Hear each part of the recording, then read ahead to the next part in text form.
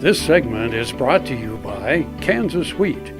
Learn more at rediscoverwheat.org. Recently, Farm Factor had the opportunity to visit with the Food for Thought program at Kansas State University. Take a look. I am proud of our heritage. I'm proud of your heritage.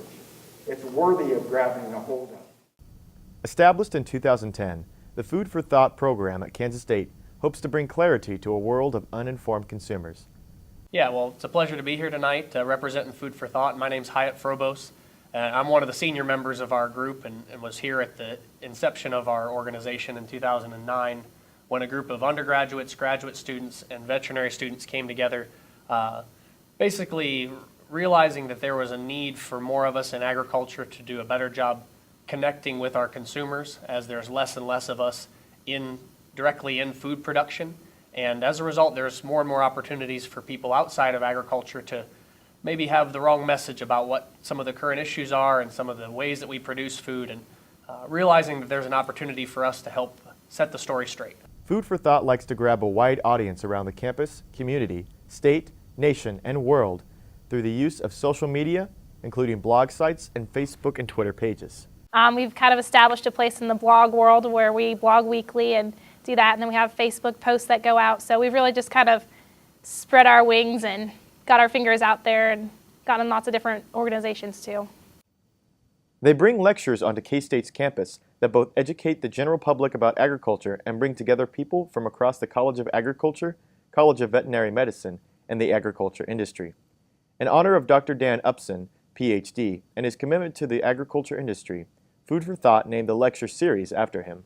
So we work both on campus and off campus, but one of our flagship events is the Upson Lecture Series, which was just fully endowed this year, in particular by the veterinary school class of 62 and 66.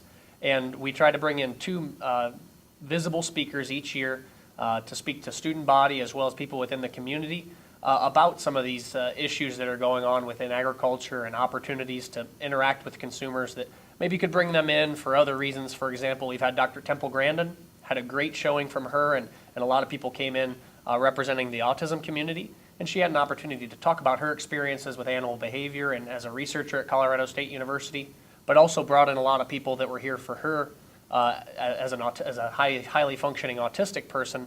And so we were able to get some of that cross-contamination and get some people that maybe learned a lot about agriculture, not knowing that that's what they were coming for. And so that's really the perfect example of what we try to put together in these Upson Lecture events.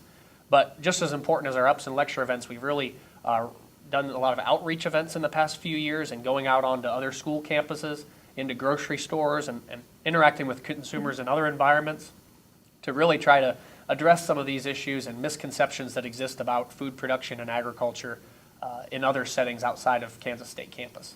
Food for Thought recognizes all the issues that the ag industry and producers are facing, and they are trying to inform consumers about what producers are really doing for them on a daily basis. There's obviously a lot of issues that are currently on consumers' minds. I would say genetically modified organisms, or GMOs, in the plant world are important. Antibiotic resistance and its use in livestock. Always cloning. Animal abuse. Confinement of animals, housing. There's a myriad of questions that bring a lot of consumers have questions about, and if we're not out there trying to set the story straight and provide the facts and a perspective from a production setting, then somebody else is going to tell our story for us, and so we're trying to fill that gap. This hog is head over hoof for meal made from U.S. soybeans. Now, one hog isn't that impressive, but suppose we add another, and another, and another. Before long, you've got billions of hungry customers around the world all clamoring for the same thing. Our soybeans.